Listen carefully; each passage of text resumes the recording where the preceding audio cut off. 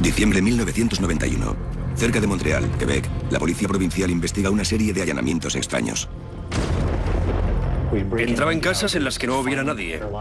Buscaba ropa interior, la colocaba sobre la cama y luego la apuñalaba. Era como si estuviese practicando para lo que quería hacer luego con un cuerpo de carne y hueso.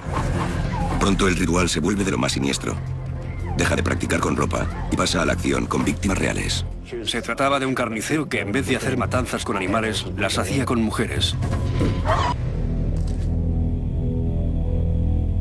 Cuando los asesinos en serie atacan, a menudo dejan tras ellos marcas únicas en el cuerpo de las víctimas que los identifican. Pero si esconden las pruebas y cambian la posición de los objetos, pueden pasar años antes de que se pueda conocer hasta dónde se extiende su historial criminal. En Quebec, un hombre conocido como el carnicero de humanos ocultó sus huellas y llevó a cabo sus fantasías sádicas antes de que una oleada final de asesinatos sanguinarios lo acabara delatando.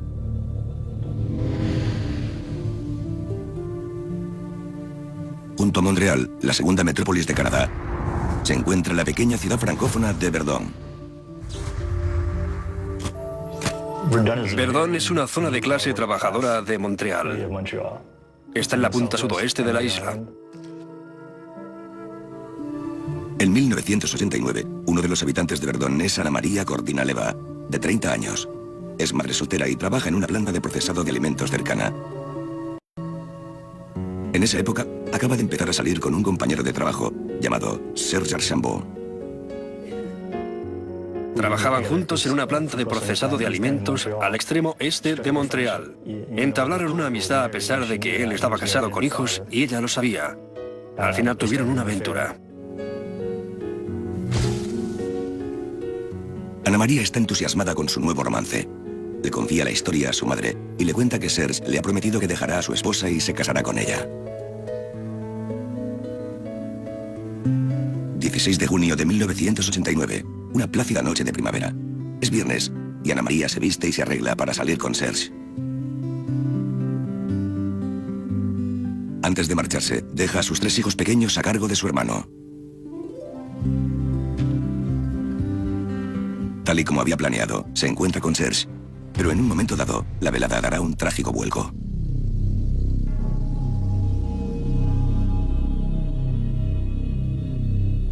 ...17 de junio. A la mañana siguiente, Ana María no va a recoger a sus hijos.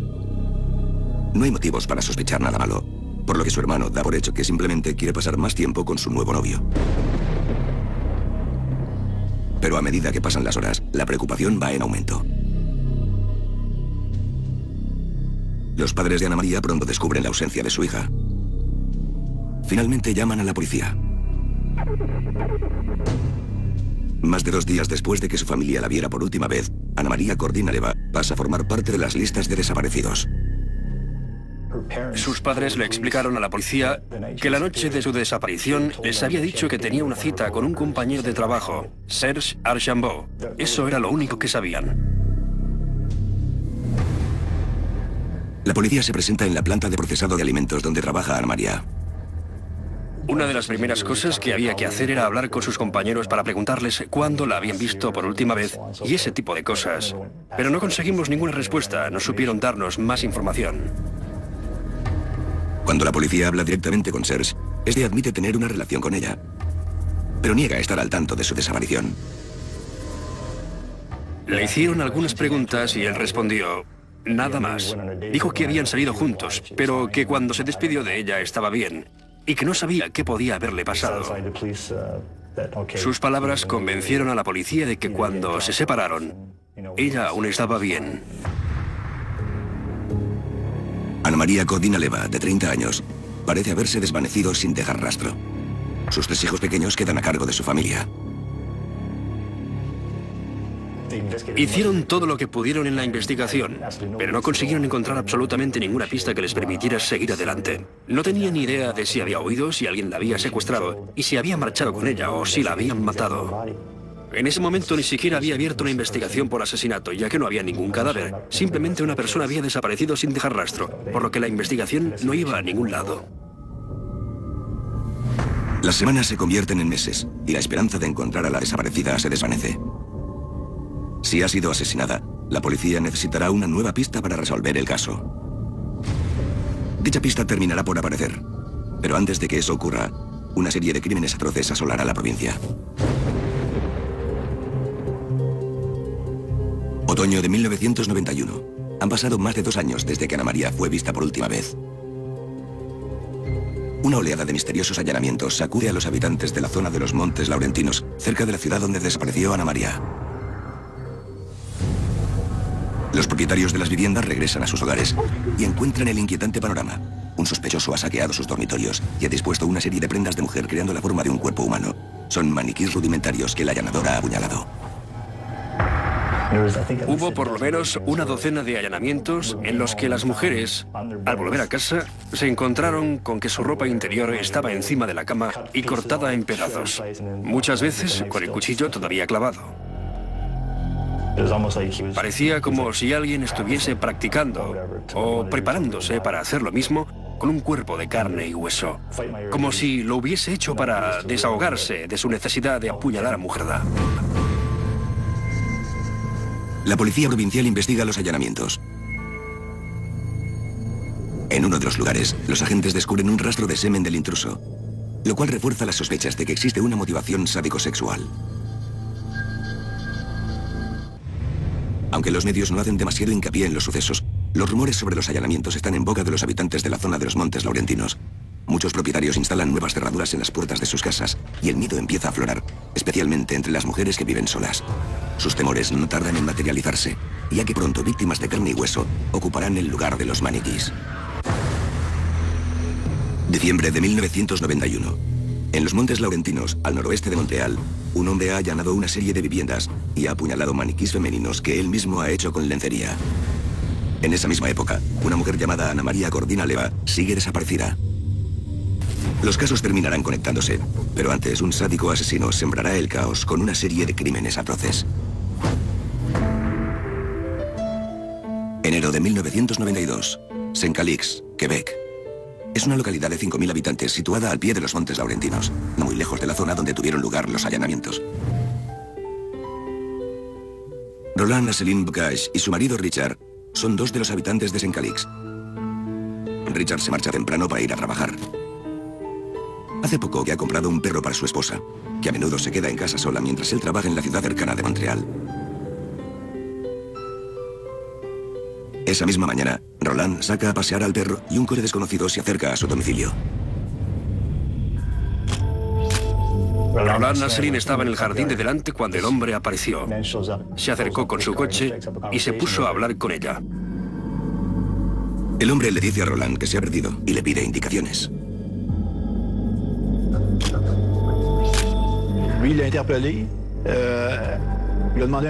La llamó y le pidió un vaso de agua.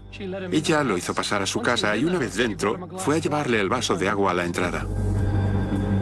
Fuera de la vista de los vecinos, el intruso se abre paso hacia el interior de la vivienda empujando a Roland y tirándola al suelo.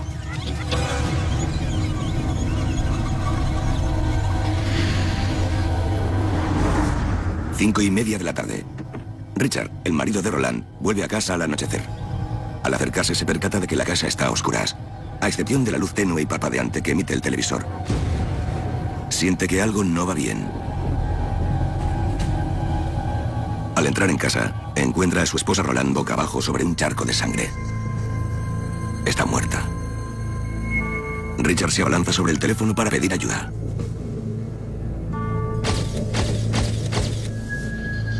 La policía provincial no tarda en acudir al lugar de los hechos, seguida de los detectives de homicidios. El suceso también llega a oídos de la prensa de Montreal. En esa época teníamos un departamento de asuntos policiales en el que siempre había alguien trabajando, las 24 horas del día. Desde la centralita se podían escuchar las frecuencias de la policía, de las ambulancias y de los bomberos, para buscar noticias que valiera la pena cubrir. Les decían, rápido, desplazaos a tal sitio, sucede tal cosa. Ir a la escena de un crimen puede ser un jaleo. La clave es ser el primero en llegar. Los periodistas van llegando, mientras los forenses fotografían la desoladora escena en el interior. Roland Asselin Bocage tiene las manos fuertemente atadas junto a la espalda y le han disparado desde cerca en la cabeza. En el depósito de cadáveres se descubren detalles más escabrosos. El cadáver de Roland ha sido mutilado en el área genital y en el pecho con un cuchillo, probablemente después de que le dispararan. Hallan trozos del seno de la víctima en el interior de su boca. La brutalidad del asesinato estremece incluso a los investigadores más veteranos. Al parecer la abrieron en canal. No solo la habían apuñalado o acuchillado, le habían rajado el torso de arriba a abajo, después de dispararle. Era como la profanación de un cadáver.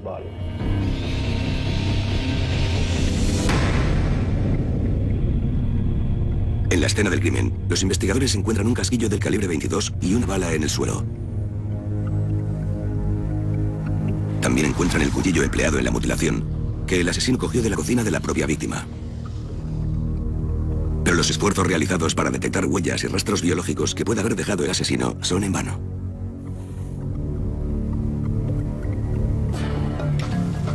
Durante los días siguientes, la policía interroga a vecinos, amigos y habitantes del pueblo. Nadie recuerda haber visto nada sospechoso ni haber oído ningún disparo. La policía se marcha sin ninguna pista. A priori no hay nada que relacione el asesinato de Roland Asselin Bocage con la serie de allanamientos cometidos en otras zonas de los Montes Laurentinos. Pero si se miran en perspectiva, ambos tienen el sello de una mente perversa. Se empieza a extender el temor a que un hombre despiadado pronto se cobre una nueva vida. Todos los temores se hacen realidad. En otoño de 1992, uno de los asesinos en serie más sanguinarios de la historia de Canadá está preparado para atacar de nuevo. Noviembre de 1992. La policía de Montreal tiene pendiente desde hace 2 años el caso de la desaparición de Ana María Cordina Leva. Al mismo tiempo, la policía provincial no dispone de ninguna pista para investigar la mutilación y el asesinato de Roland Asselin Bocage. Un asesino sanguinario sigue en libertad.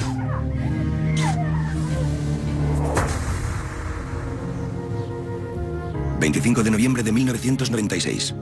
De Montagne, Quebec... ...una pequeña ciudad de menos de 20.000 habitantes... ...situada al oeste de Montreal. Se podría decir que De Montagne es una localidad de clase media... ...y es una zona residencial muy tranquila. No es el tipo de sitio en el que se podría esperar que ocurriera algo violento o macabro. Chantal Brière, de 24 años... ...es una de los habitantes de Montagne. Vive con su marido, Raymond Latour, y su hijo de 6 años, Jonathan.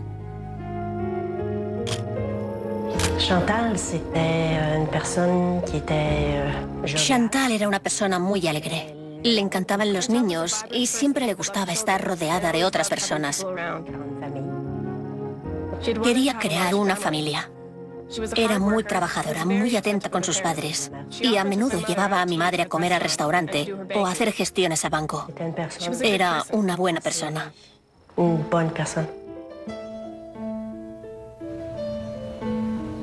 En esa época, Chantal y Raymond quieren vender la casa. Muchos posibles compradores se acercan para examinar la vivienda. La querían vender sin contratar a un agente inmobiliario. Decidieron venderla ellos solos como particulares. Y hubo un hombre que llamó preguntando por la casa. Fue ella quien atendió la llamada, porque su marido estaba trabajando en ese momento. El hombre, que se interesó por ir a ver la casa, le preguntó si podían quedar el jueves por la mañana. Jueves 26 de noviembre. Raymond se marcha a trabajar y Chantal se prepara para enseñarle la casa al desconocido.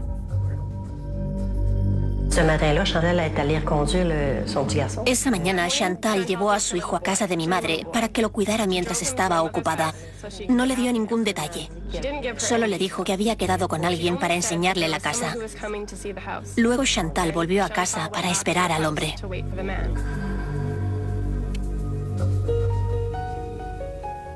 Cuando regresa, encuentra al posible comprador esperando junto a la vivienda. Le dijo que era el hombre que estaba interesado en comprar la casa. Le comentó que no había ido en coche, sino que había ido en tren desde Montreal porque su esposa trabajaba ahí y quería saber cuánto se tardaba en tren desde un sitio al otro.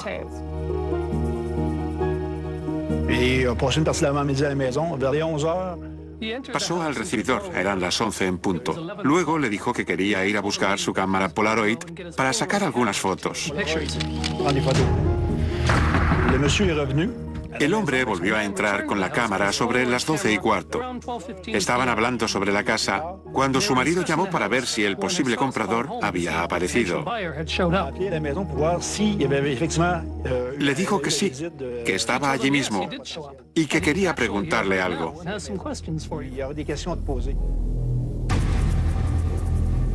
El hombre mantiene una breve conversación con Raymond sobre la casa y luego cuelga. Unos minutos más tarde, llama la madre de Chantal. Le dijo que en ese momento no podía hablar, que estaba enseñándole la casa a un posible comprador y que la llamaría más tarde. Media hora más tarde, su madre volvió a llamar, pero nadie respondió. Y así varias veces. La madre de Chantal se preocupó porque su hija no estaba en casa o no contestaba. 5 de la tarde. La madre de Chantal contacta con su otra hija, Francine, para transmitirle su preocupación. Ambas deciden ir a ver qué ha pasado.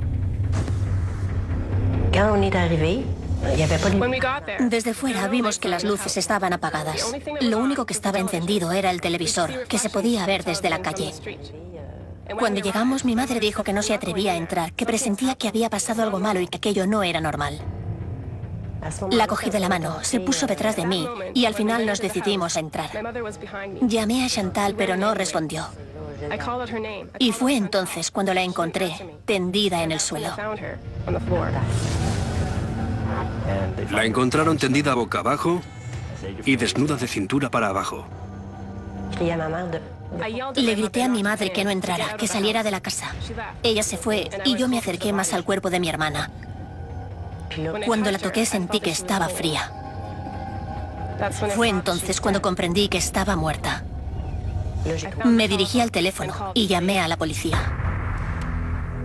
Informan a 2 cuerpos de policía distintos sobre lo que al parecer ha sido otro despiadado homicidio. Llamaron a la policía local de Deux Montagnes, pero por el tipo de caso del que se trataba, decidieron contactar con la Policía Nacional de Quebec, por lo que enviamos a nuestra unidad. Reporteros y fotógrafos de Montreal se congregan mientras la policía establece el perímetro en la escena del crimen. Cada escena es diferente. Nunca sabes lo que te vas a encontrar, no se puede describir. La mejor foto es la que explica la historia por sí sola. Mientras los periodistas se encargan de captar el ambiente de fuera, en el interior de la casa los forenses fotografían la escena de cerca. Como sucedió en el asesinato de Roland Asselin Bocage, Chantal tiene las muñecas atadas a la espalda. Tenía un cable enrollado en el cuello, el cable de la lámpara que el asesino había usado para estrangularla. Tenía la garganta hinchada y otras partes del cuerpo mutiladas.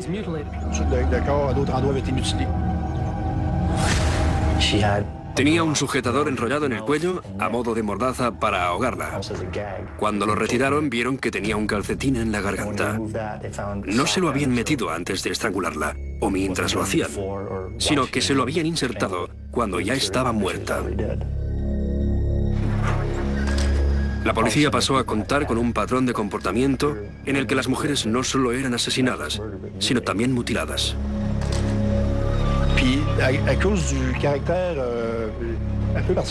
Había algo muy particular en la manera como dejaba los cadáveres. Y Chantal Brière también mostraba un poco de esa firma personal. Poco después informan de la tragedia al marido de Chantal, Raymond. Llora la muerte de su esposa junto a sus familiares, que siguen conmocionados por la noticia. Es difícil de explicar. Me puse muy triste. Mi madre no podía ni hablar.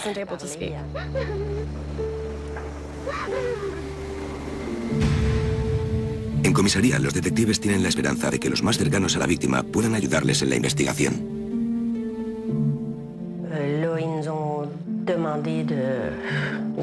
Cuando llegamos, nos pidieron que hiciéramos una declaración y explicáramos qué había ocurrido y qué había visto yo. Al principio, esa misma noche, sospecharon de Raymond, el marido de Chantal. Lo consideraron sospechoso durante algunos momentos, aunque yo estaba segura de que no había sido él. Era un hombre encantador, ambos lo eran. Raymond la amaba y yo sabía que no podía haber sido él. Los investigadores pronto llegan a la misma conclusión. Raymond ha estado en el trabajo durante todo el tiempo, por lo que su coartada es sólida. En su lugar, deciden centrar sus sospechas en el misterioso desconocido que había visitado la casa ese mismo día. Hablamos con Raymond Latour, principalmente para que nos proporcionara más información acerca de las idas y venidas de Chantal Brière. Y pronto nos habló sobre el hombre que estaba interesado en comprar la casa. Nos dijo que a las 12:15 había llamado del trabajo para ver si había aparecido y que había hablado con él por teléfono. Pero Raymond no sabe gran cosa del hombre a quien la policía considera el principal sospechoso de al menos un asesinato, pero posiblemente más. La noticia del crimen se propaga rápidamente y conmociona a la ciudad dormitorio a las afueras de Montreal. El miedo va en aumento, ya que al parecer el crimen podría ser obra del mismo hombre que mató a Roland Asselin Bocage ese mismo año, así como de la serie de misteriosos allanamientos anteriores a los asesinatos. Mientras tanto, en la escena del crimen, los investigadores se vuelcan en una corazonada. Un detective cree que el asesino puede haber robado algunos objetos de la escena del crimen. Pronto corroboran esa teoría. Junto con otros objetos de la casa, la tarjeta bancaria de Chantal ha desaparecido. Si lo que trata es de ocultar su rastro, el asesino en serie está a punto de cometer un error fatal.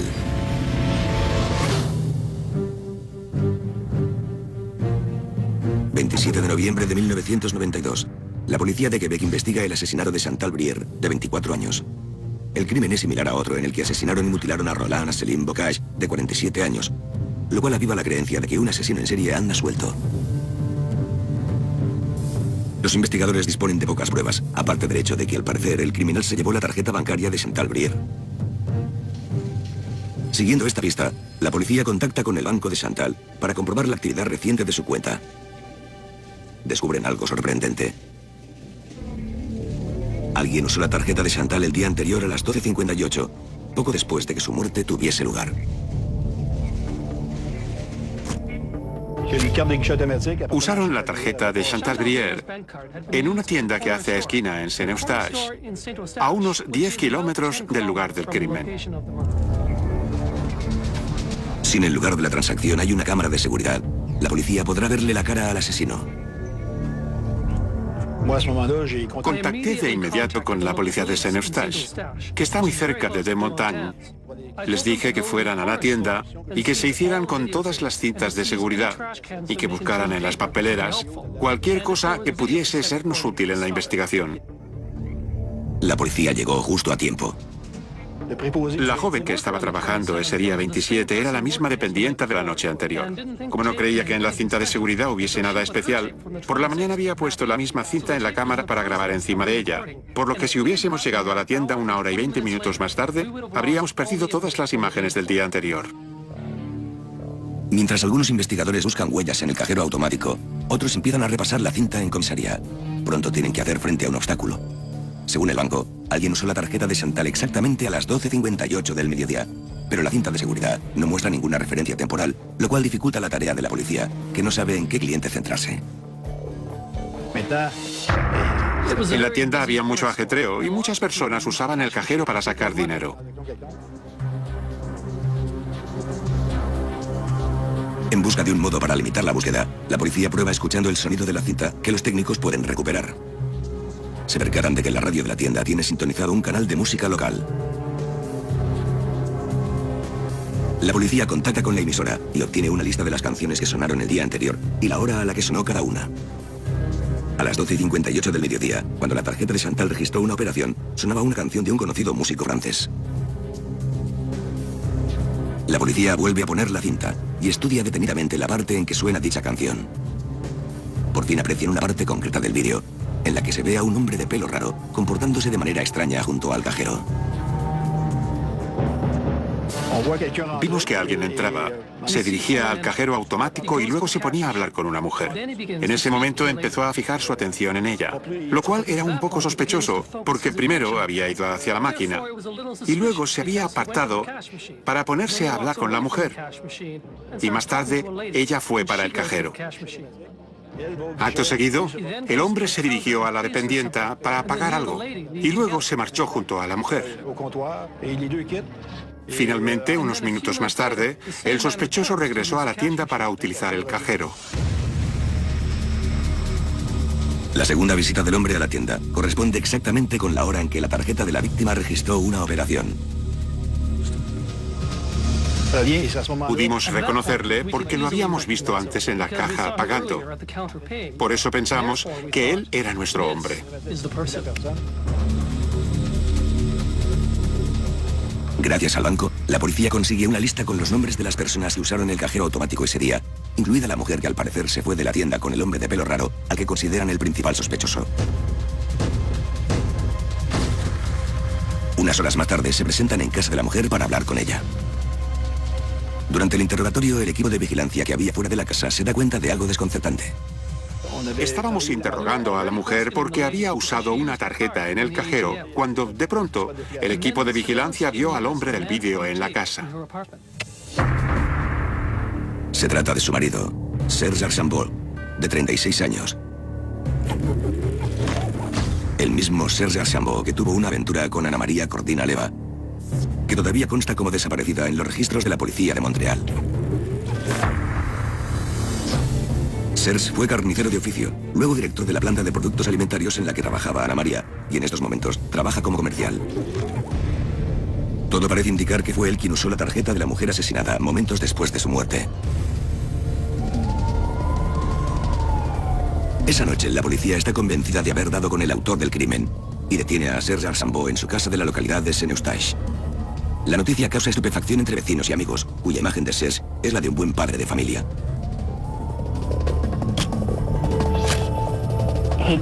Serge parecía un marido o un hermano que cualquiera pudiera tener. Cuando te dicen que han acusado a alguien de unos crímenes tan horribles, no piensas que se pueda tratar de una persona como la que vive en el piso de al lado. La búsqueda que efectúan en su casa demuestra lo contrario y relaciona a Serge con dos crímenes brutales.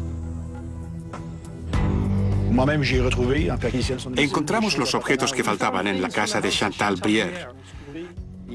También encontramos casquillos del calibre 22 escondidos en el techo del dormitorio de uno de los niños. Y más tarde comprobaron que se trataba del mismo tipo de bala utilizado en el asesinato de Roland Asselin en enero. En comisaría, Serge Archambault rechaza los servicios de un abogado y sorprende a los investigadores confesando la autoría de ambos asesinatos. También les habla de otro crimen que cometió antes que estos. En ese momento, el señor Archambault admitió haber matado a otra persona 2 años antes y haberla enterrado en varios lugares a lo largo del río Saint-Laurent. Se trata de la desaparecida Ana María Cordina Leva. Era una compañera de trabajo con la que mantenía una relación íntima. Él no quería continuar con aquello, pero ella insistía. El señor Archambault estaba casado y tenía que deshacerse del problema de algún modo, por lo que decidió matar a Ana María.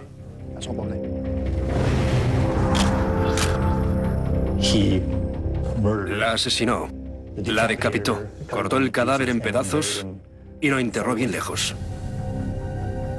Serge acompaña a la policía a la zona boscosa donde enterró los restos del cadáver descuartizado de Ana María. Recogen minuciosamente los huesos uno a uno para que después la antropóloga forense Kathy Raix pueda examinarlos. Al parecer, Serge Archambault se valió de su experiencia como carnicero para perpetrar el crimen. Me di cuenta de que quien quiera que hubiese desmembrado el cadáver sabía de anatomía. Sabía lo que estaba haciendo. Por lo que le dije a la policía que tenía que ser alguien que entendiera de anatomía. Tanto podía ser un médico como un carnicero. Y resultó que el sospechoso efectivamente había sido carnicero en algún momento de su vida. Estábamos ante un carnicero que en vez de hacer matanzas de animales, las hacía con personas. Descuartizaba a las mujeres con las mismas técnicas que emplearía con una pieza de vacuno. Después de matar a Ana María, al parecer ya no se pudo controlar. En el caso de Roland Asselin Bocage, Serge Archambault le dice a la policía que iba en coche por el norte de Montreal, cuando simplemente decidió escoger a su segunda víctima al azar.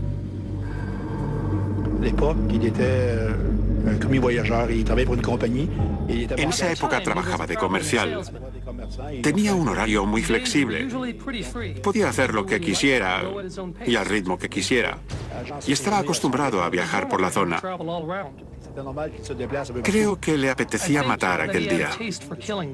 Y cuando llegó al lugar donde cometió el asesinato, debió de ver a la mujer que se disponía a sacar el perro a pasear. Serge tampoco conocía a Chantal Brière, su víctima final. Pero al contrario que en sus ataques anteriores, Serge Archambault decidió aprovechar para robar y le pidió a Chantal la contraseña de la tarjeta antes de estrangularla y mutilarla.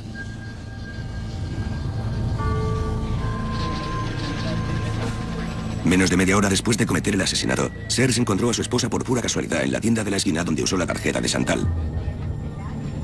La policía consiguió dar con él gracias a haber identificado antes a su esposa. Obviamente fue un grandísimo error, por su parte, robarle la tarjeta. Era posible que su intención fuese seguir usándola. Serge también confiesa haber estado buscando nuevas víctimas entre las prostitutas del área de Montreal durante los meses transcurridos entre cada uno de los crímenes. Empezó a recoger prostitutas con la intención de matarlas y mutilarlas. Siempre tenía a mano una maleta que había preparado con lo necesario para matar. Llevaba siempre en el coche un kit con una cuerda, un cuchillo y un arma. Sin embargo, a menudo les perdonaba la vida y las dejaba bajar del coche poco después de recogerlas. Las echaba del coche cuando sentía el impulso de matarlas, o si ya estaban en el motel. A veces se marchaba justo antes de que empezaran a tener sexo, o simplemente les decía que se fueran. Pero a pesar de sus numerosas confesiones, Serge nunca admite ser el responsable de los allanamientos en los que se encontraron prendas de ropa hechas trizas sobre las camas de los propietarios, maniquíes mutilados de manera parecida a las víctimas de carne y hueso. Sin embargo, la policía se vale de una muestra de semen que recogió en una de las casas para relacionarlo con los extravagantes casos. Después de arrestarle, comenzamos a buscar entre los archivos de la Policía de Montreal y la Policía Nacional de Quebec para ver si había pendiente algún caso similar. Él solo admitía haber cometido 3 asesinatos, pero podían haber sido más. Mientras tanto, la noticia de que un asesino en serie se encuentra en prisión preventiva tranquiliza y consuela a los familiares de las víctimas.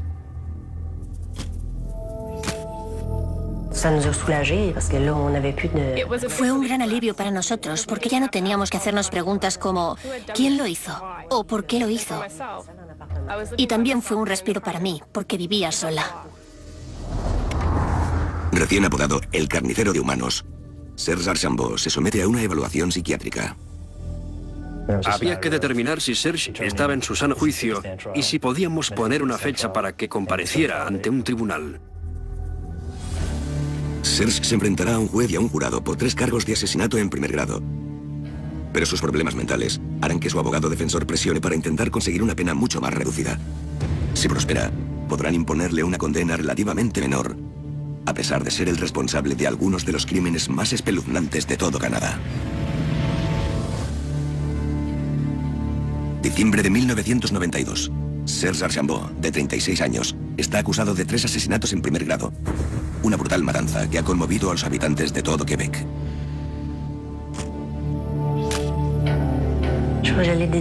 Creo que le odiaba. Quería que pagara por lo que le había hecho a Chantal. Y no solo a Chantal, sino también a las otras 2 víctimas. Los psiquiatras consideran que el hombre a quien llaman el carnicero de humanos está cuerdo y puede comparecer ante el tribunal. Sin embargo, diagnostican que se trata de un depravado sexual que empezó a fantasear con la idea de herir a mujeres desde que era niño. Lo embargaban impulsos de matar y mutilar a personas, Impulsos que con el paso de los años fueron a más. Una vez incluso les escribió a su madre, a su hermana y a sus primas y otras mujeres de su familia para advertirles de que en cualquier momento podría hacer alguna locura y que no estaban seguras a su alrededor. Estaba obsesionado. Sus impulsos fueron creciendo poco a poco, hasta que finalmente Serge estalló en una oleada de brutales asesinatos que se cobraron la vida de Ana María Cordina-Leva, Roland Asselin Bocage y Chantal Brière. En noviembre de 1993, uno de los asesinos en serie más peligrosos de Canadá comparece al fin ante la justicia. Aunque ha confesado haber cometido los crímenes, el tribunal será quien decidirá si lo condenan por asesinato en primer grado o por un cargo menor. Tanto los medios de habla inglesa como los francófonos seguían el caso de cerca, ya fuera por televisión, por radio o en los periódicos, porque algo tan macabro no ocurre todos los días. Tenía todos los elementos. Parecía más una historia de ficción que de la vida real. La acusación presentó a una serie de testigos, entre los que había psiquiatras, agentes de policía y familiares, que explicaron con detalle sus horribles descubrimientos.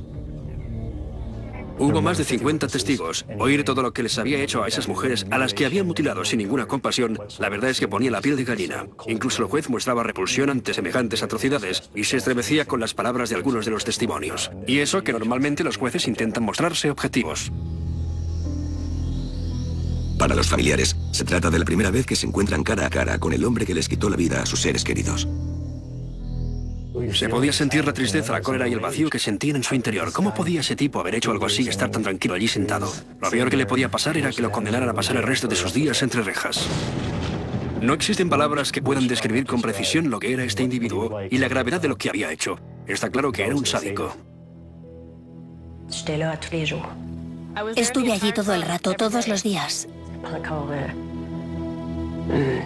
Y la verdad es que no puedo describirlo con palabras. Fue muy intenso. No deseaba la muerte de aquel tipo, pero quería que lo metieran en la cárcel. En su defensa, el abogado de Serge Archambault alega que su cliente no es culpable de asesinato en primer grado con premeditación y afirma que Serge es víctima de impulsos violentos que no puede controlar.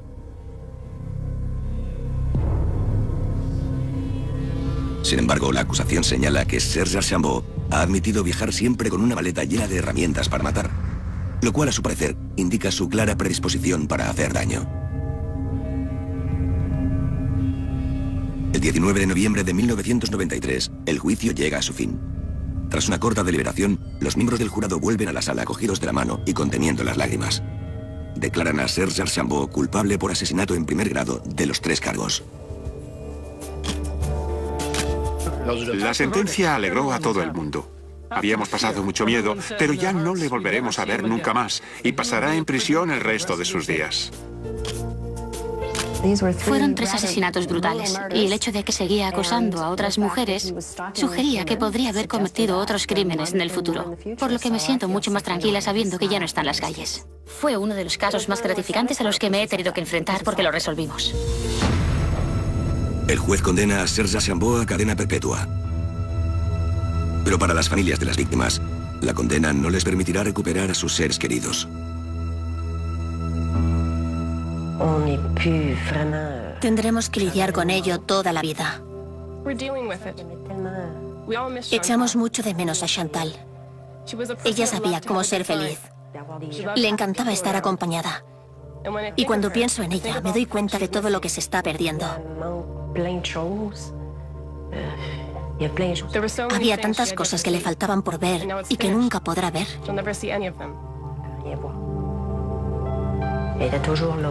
Es difícil aceptar que se ha ido para siempre. A día de hoy, el carnicero de humanos sigue encerrado en una prisión federal. Aunque podrá optar a la libertad condicional dentro de 25 años, sus crímenes fueron tan atroces que parece poco probable que vuelva a ocupar un lugar entre la población. Serge era un verdadero peligro para la sociedad, en todos los ámbitos. Tras haber trabajado en un caso como este día y noche, puedo decir que si las familias y la fiscalía lo piden, podrán mantenerlo encerrado hasta el fin de sus días. Si hay algún caso en el que tenga que ser así, sin duda es este.